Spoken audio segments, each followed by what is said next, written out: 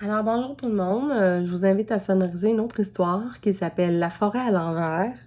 Les mots qui sont soulignés, c'est les mots à sonoriser. Alors je vais vous le dire à l'avance, c'est quoi ces mots-là? Donc les arbres, il va falloir trouver un son pour les arbres. Ensuite un son pour représenter le mot à l'envers ou et à l'endroit. Donc ensuite les lutins plutôt, la pluie, le vent et la tempête. Alors c'est parti. La forêt à l'envers. Il était une fois une forêt pas comme les autres. Les arbres à cet endroit avaient poussé à l'envers. Leurs racines s'élevaient dans le ciel et les branches touchaient la terre. Pourquoi avaient-ils poussé comme cela? Nul ne le savait. Chaque jour, les lutins apportaient un peu de terre aux racines. Un sac sur le dos, ils grimpaient allègrement le long des troncs.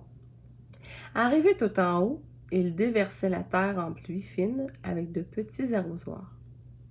Ils étaient heureux et ils se glissaient sous les branches pour se protéger du soleil et de la pluie.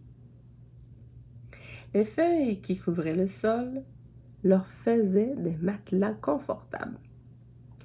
Il leur suffisait de tendre la main pour cueillir les fruits magnifiques des arbres.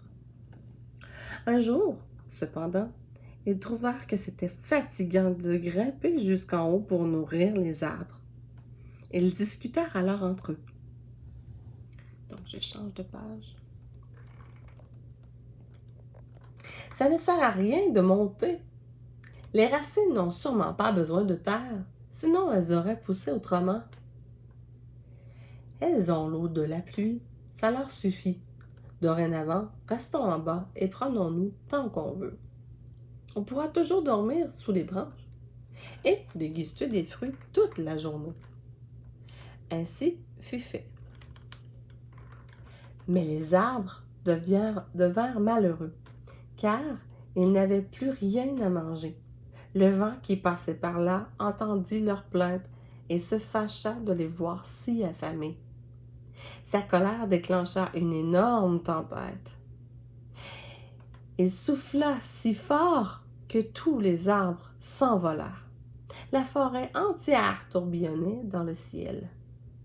Enfin, le vent se calma. Les arbres tombèrent, tous, à l'endroit, et plantèrent leurs racines dans la terre.